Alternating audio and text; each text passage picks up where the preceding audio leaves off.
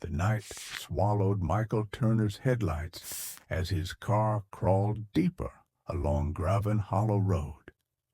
The road was barely more than a ribbon of cracked asphalt, winding endlessly through blackened woods. The fog clung to the windshield like it was alive, and every so often it shifted in shapes that made him blink twice. He wasn't supposed to be here.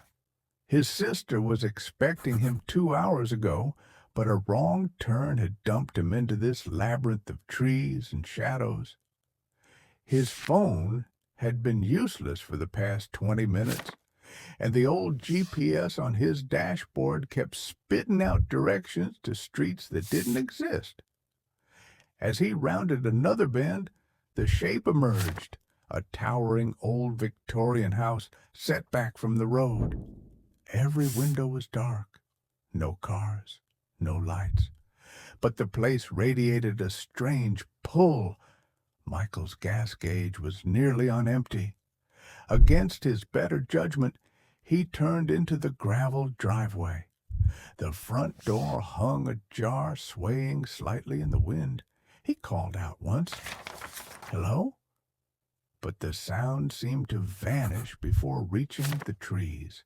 He stepped inside, boots pressing into warped floorboards that groaned under his weight. The air was stale and damp, laced with a faint copper tang. The hallway stretched far too long for the size of the house. He glanced at the walls. They were lined with old photographs, all in black and white. The faces stared back at him, their eyes too wide, pupils too small, mouths open just enough to show teeth. Somewhere above, a floorboard creaked. Michael froze. "Hello?" he called again. This time a voice whispered back, just barely, "You're late." He tried to leave, but when he turned, the front door was further away than it should have been. He walked faster. The hallway seemed to stretch with every step. The door never got closer. A shadow appeared at the far end, tall, too thin, limbs slightly too long. It didn't move, but the air around it seemed to breathe. Michael backed away and took the nearest door, a dining room. The table was set for 6. Silverware gleamed in the dim light. Each plate held a slice of meat, still steaming, though no one had touched it. From behind him came the soft sound of bare feet on the floor. He spun, but the doorway was empty. Then the whisper again, closer now. "You've come back to us." Michael stumbled through another door, finding himself in a narrow staircase leading down instead of up. The basement smelled of mold and earth. His flashlight beam flickered across shelves lined with glass jars. Inside each jar floated something pale. Hands, fingers, eyes. One jar was shattered on the floor. A wet trail led deeper into the dark. He climbed back up, but the stairs no longer ended where they began. Instead, he emerged into a bedroom. The bed neatly made, but the blanket rising and falling as if someone lay beneath it. He reached forward.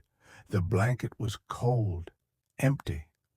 The sound of breathing came from behind him. Slow, heavy. He turned and saw them. The figures from the photographs. Pale, distorted, faces stretched into permanent half-smiles. Their eyes were wide, unblinking. They stood in the corners of the room, in the doorway, in the reflection of the mirror. Michael bolted. The house twisted as he ran. Rooms shifted. Stairs led sideways. Windows looked into other rooms instead of outside. No matter where he turned, the faces followed. Finally, he saw it. The front door, wide open. He sprinted, the whisper now a chorus. Don't leave again." He leapt through the doorway and landed back in the same hallway where he'd started. The photographs still watched him. The smell of copper was stronger, and at the far end of the hall, the tall, thin shadow stepped forward for the first time. Michael screamed. The door slammed shut,